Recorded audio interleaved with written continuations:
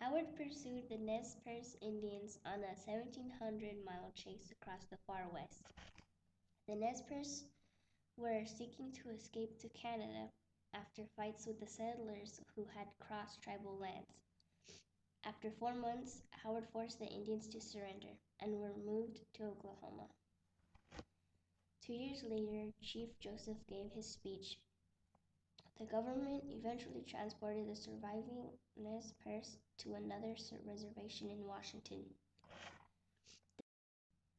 The Treaty of 1868, also known as the Fort Bridger Treaty, greatly affected the Nez Perce Indians. This treaty affected the Nez Perce Indians because when Chief Joseph signed it, he thought that with this, his tribe would finally be able to live on their homeland.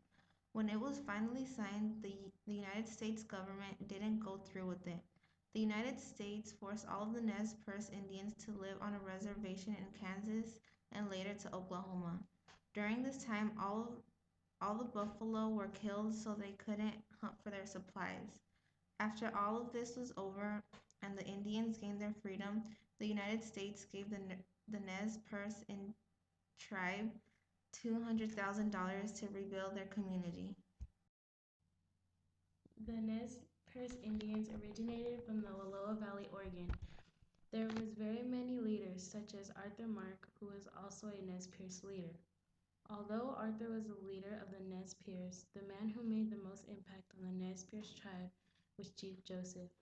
Joseph was born on March 3, 1840 in the Wallowa Valley, Oregon. Chief Joseph was known as Young Joseph and his father was known as Old Joseph. In 1877, a U.S. Army general by the name of General Howard told all of the tribes that they must pick up and leave the Wallowa Valley and must move to a reservation named the. In the beginning of June 1887, the Nez Perce had spent 4 months fighting one battle after another, taking on the best that the U.S. Army had to offer and never suffering defeat.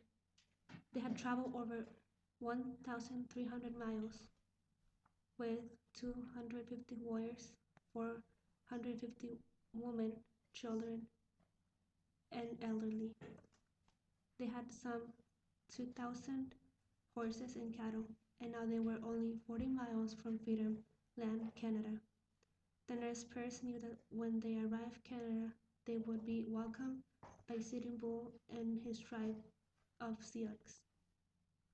Miles had promised Chief Joseph that if they stopped fighting, they would be given land and live in peace with their families and tribe. After Chief Joseph's surrender, Miles was reminded that he had not the authority to promise the Nez Perce where they would be sent after the war. The Nez Perce were shipped to Kansas.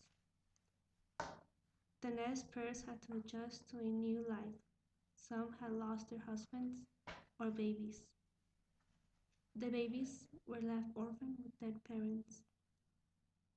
By 1885, the plight of the Nez Perce finally got the attention. Half of the tribe were allowed to go to Lobby, Idaho. The other half of the tribe, including Chief Joseph, were considered too dangerous to be allowed with their people. They were instead shipped to Cowville Reservation in Washington, exiled as prisoners of war.